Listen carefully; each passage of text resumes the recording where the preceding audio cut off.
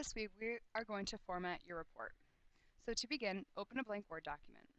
The first thing we want to do is add in page holders so we know which pages in the report will be what. The first page will be your title page. There's a template available on the 315 website, but for now you can just type title page. Rather than hitting enter to get to the next page, we're going to want to insert page breaks. Now this is a necessity because when creating footers, page breaks will allow you to do them correctly. So go up to page layout, breaks, next page. This is going to be your executive summary. Once again, page breaks, next page. So it'll be your introduction.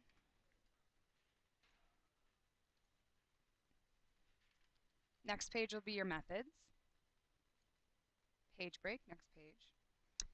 This will be your findings section. Everyone will have a different number of findings. Next page,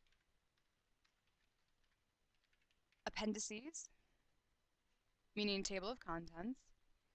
And let's add one more page break. And this will be appendix 1.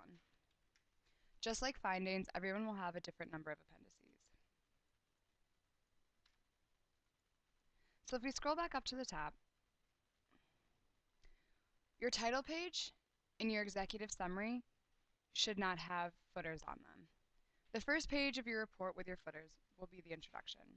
So to create a footer, simply click at the bottom of the page. And we want our footers to be Times New Roman, size 12, and center. And your footers are going to be the title of your survey or project,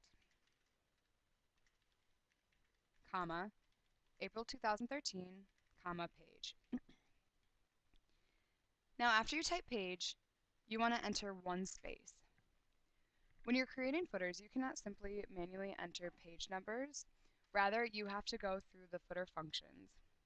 So to do so, enter one space after page, go up to design, page number, current position.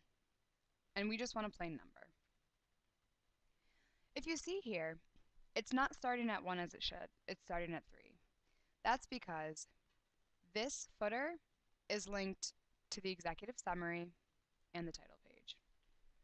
We always want to make sure that when you're creating footers from different sections, you unhighlight the link to previous button up here. Simply click it and you will be able to go and delete the footers on the executive summary and title page. Next, we can't simply delete this number and type in 1. Once again, we have to go up to design, page numbers, format page numbers. From there, you have the option to continue from the previous section or start at. In this case, we want to start at 1. Select OK. So now we have the title of the project, page 1. If we go down to the method section, page 2, findings, page 3, and appendices, table of contents, page 4. However, each appendix itself will have a different footer. So click in the footer on appendix 1.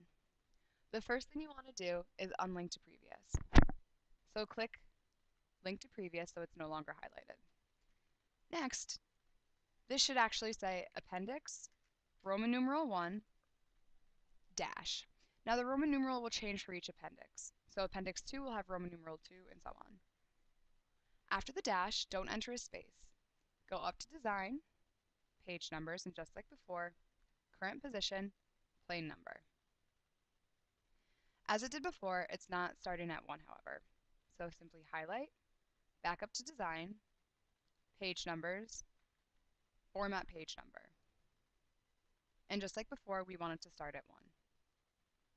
So now you have properly formatted footers.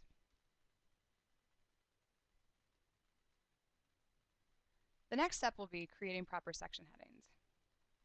So if we go back to the beginning and scroll down to introduction, this is not the proper heading for the sections. Section headings will have a border with specific line width. So first we need to create that style. To create the style, go up to change styles, and you see this small arrow right here. Click that and you want to scroll all the way down and select New Style. This dialog box will appear. For simplicity, you should name this PAF 315 so it's easier to find later on. Next, we want the style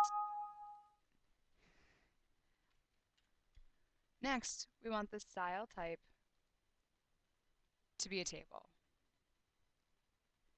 As always, Times New Roman, size 12, and let's bold it. Next, we want to change 1 point to 1.5, and we only want borders on the top and the bottom. So select the border options, select top, go back, and select bottom. Hit OK. You notice though, it doesn't apply the style. What we just did was create the style. Now you have to go through the steps to apply the style. It's important to note when applying the style, you don't want to highlight the entire line, you just want to highlight the wording. Otherwise your style won't apply. So to apply the style, select the drop-down box up here, Apply Styles. Because we named it PAF 315, we can go and just select PAF 315.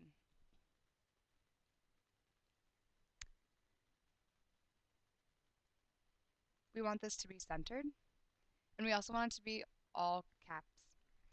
Rather than going through and simply retyping so it's all caps, just highlight.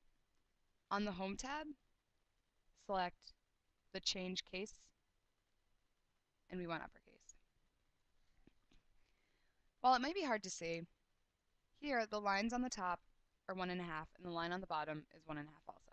However, that's not proper 315 formatting. To change that, you want to click into the heading, go up to Design, and here you see 1.5 point. We want to select 1 point, and this little pen appears. Take your pen and simply click the bottom line so that the top line is 1.5 and the bottom is 1. Now we can apply this style to the Methods section. Now just like before, make sure you don't highlight the entire line, only the words. Apply Styles, PAF 315. We want this centered, all caps.